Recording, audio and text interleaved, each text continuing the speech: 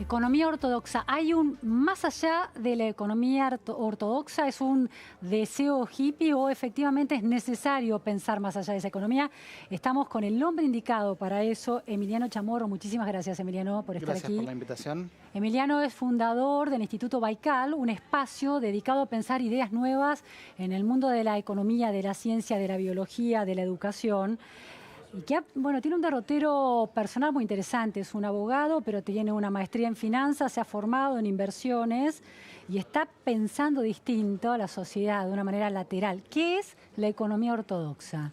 Bueno, la economía ortodoxa en general está identificada con una universidad, que es la Universidad de Chicago, y con algunos economistas clásicos que después se derivaron en teorías que se llaman de equilibrio. Sí. O sea, la idea es una forma de pensar la economía, a mi modo de ver, que cierra a nivel universitario, o sea, que para papers está muy bien y para la academia está muy bien, y la matemática de la economía ortodoxa cierra, pero tiene un problema, que es que no tiene en cuenta que nosotros somos humanos. Sí. Y que los humanos somos irracionales. Somos irracionales individual y colectivamente.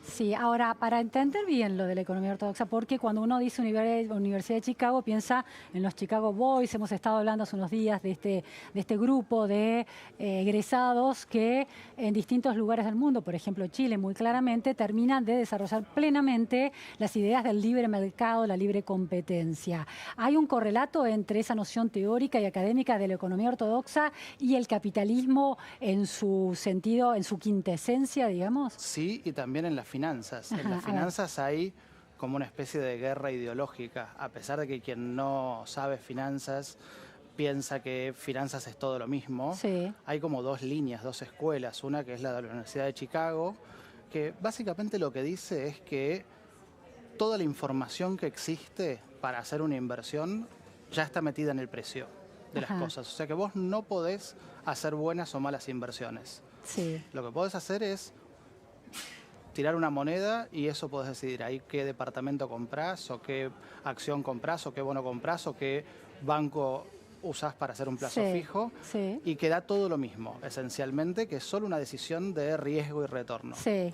Y hay otra escuela, que es la Universidad de Columbia, que dice que esto no es así, que en verdad hay pánicos, si hay euforia, si hay confianza, si hay un montón de cosas humanas y racionales que hacen que toda la información no está en el precio. O sea que hay cosas baratas y cosas caras. Ahí parece mucho más razonable esa segunda visión, ¿no? La idea de que la economía es también una dimensión social de la vida, ¿no? Exacto, la economía es una dimensión y psicológica, social, claro. Y justamente una de las eminencias que más llevó adelante esta idea es una persona que se llama Daniel Kahneman, que es quien ganó un premio Nobel de economía siendo psicólogo, o sea, desde la psicología. Hay un experimento que a mí me encanta, que nosotros hacemos mucho en Baikal, que es, si vos contestás no lo que deberías contestar, sino lo que de verdad harías. Y yo te pregunto, ¿vos qué preferís? ¿El 100% de probabilidad de ganar 100.000 pesos o el 90% de probabilidad de ganar 120.000? A ver, el 90 o el 100. Seguro. Me quedo con los 100.000. Bueno, es irracional eso, pero todos lo haríamos. Todos contestamos eso y todos en la práctica, aunque no digamos la cuenta matemática. Más vale pájaro en mano que en 100 volando. Vale pájaro, pero te hago otra. A ver. ¿Vos qué preferís? ¿El 100% de la probabilidad de perder $100.000 o el 90% de la probabilidad de perder 120.000? El 90% de perder 120.000. Al revés. Sí. ¿No? Entonces eso quiere decir que somos muy aversos al riesgo en la pérdida, en la ganancia, pero no en la pérdida. Ah, o sea, interesante. Cuando estamos perdiendo, redoblamos la apuesta. Claro. Si yo pierdo, me vuelvo un apostador. Y si yo gano, me vuelvo un conservador. Sí. Con esto explota la economía ortodoxa. La economía ortodoxa. La economía ortodoxa supone que todos nosotros actuamos racionalmente. Y que la discrecionalidad no produce grandes diferencias. Exacto. Esa es un poco la idea, ¿no? Tal cual. Y que no hay pánicos, que el miedo no guía nuestras decisiones, que la euforia no guía nuestras decisiones y sobre todo que la confianza no guía nuestras decisiones. Cuando nosotros vemos que la confianza es la piedra fundamental de cualquier cosa de economía o de finanzas. Bueno, en la Argentina lo sabemos muy claramente, ¿no? Un político que tiene confianza logra controlar variables económicas que parecen atadas a los números y en realidad son pura psicología. Exactamente. Y en las organizaciones también. Una organización crece al ritmo de la confianza que puede generar en su propio equipo. Entonces, sabemos que todo se para sobre la confianza y nuestra pregunta, la que siempre nos hacemos en Baikal, es sobre qué se apoya la confianza. ¿Qué es lo que genera confianza? ¿Y qué es? ¿Qué explicaciones hay sobre eso? Obviamente hay un factor de tiempo. ¿Sí? La confianza es algo que se construye en el tiempo y se destruye en un segundo. Se comprueba en el tiempo, Se comprueba, pero también se construye. O sea, vos confías en mí, no si me conociste hace 5 minutos. Puede haber algo intuitivo de ciertos gestos y ciertas cosas que haga que una persona confíe en otra, como diríamos, de piel. Pero la confianza de verdad en general se construye con el tiempo. O sea, con la coherencia. Con la coherencia, cuando vos me ves a mí como soy en las malas.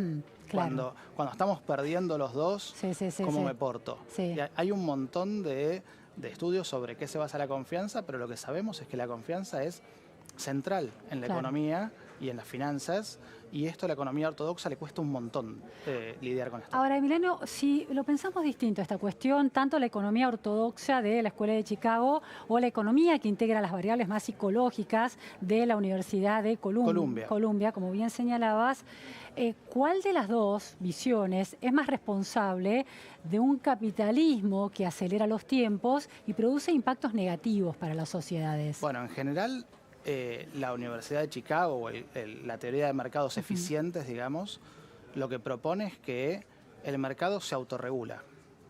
Y matemáticamente, cuando uno ve los papers y todos los premios Nobel que se ganaron los economistas y la gente de finanzas, Fama, Miller, etcétera, todos los que armaron como todo el corpus teórico de los mercados eficientes, están bien, matemáticamente están bien. El problema es que no funcionan.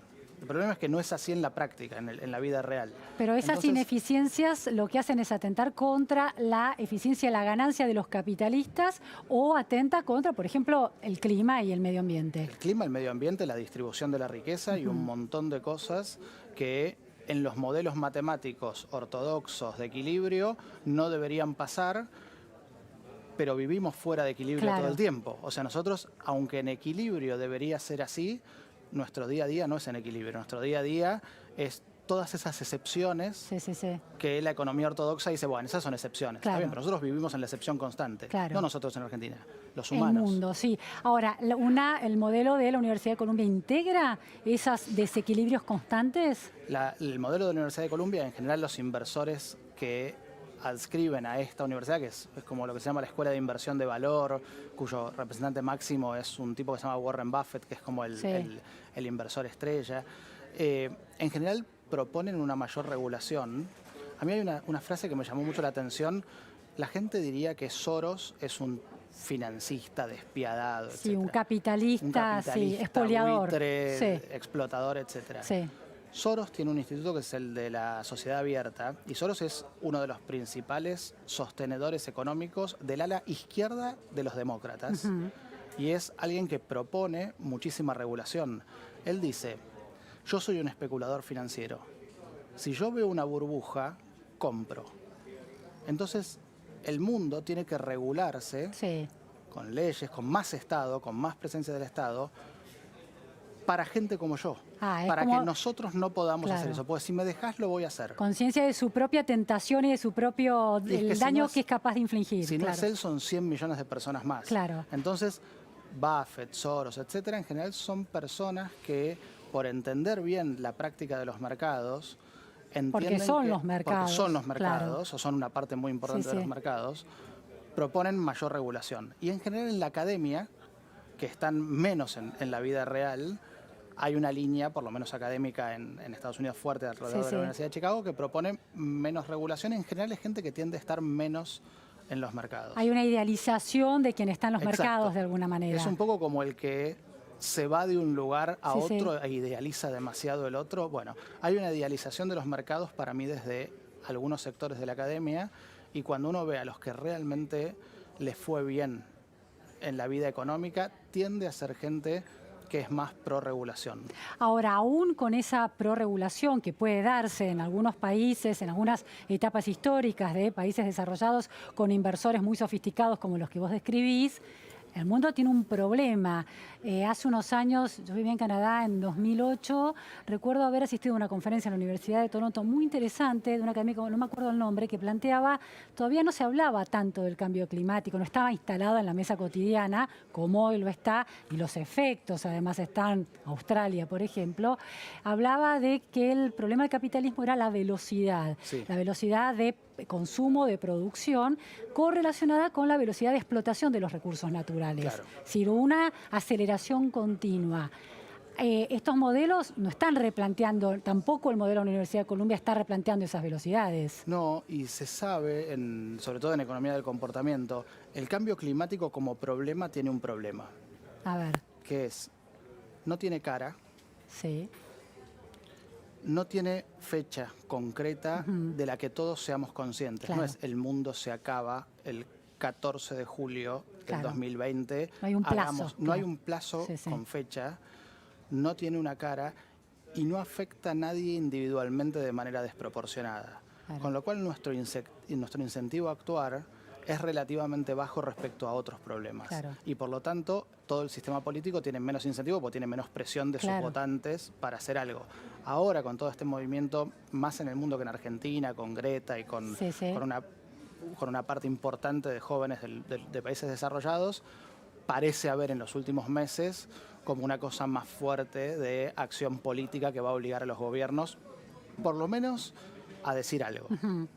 Última pregunta, Emiliano. ¿Se puede ser un inversor? Vos estás cerca de los inversores, del mundo financiero, abogado, pero también experto en finanzas. Como abogado no te identificás y sos un experto en finanzas y además que está pensando distinto. ¿Se puede ser un inversor, querer ganar plata, pero estar pensando en una economía diferente y posible? Yo te diría que al revés, no se puede ser un buen inversor si no estás pensando en una economía diferente. O sea, cuando uno piensa en inversiones, lo que trata de ver no es lo que va a pasar, sino la diferencia entre lo que va a pasar y las expectativas sobre lo que va a pasar. Charlie Munger es uno de los inversores más importantes que hay en el mundo, es un filósofo y matemático que dice: finanzas es la única profesión del mundo que te paga por entender lo que el resto de la gente está haciendo mal. Muy interesante. Muchísimas gracias, Emiliano. Gracias. Vamos a un corte en la repregunta Noticias a Fondo y enseguida volvemos, no se vayan.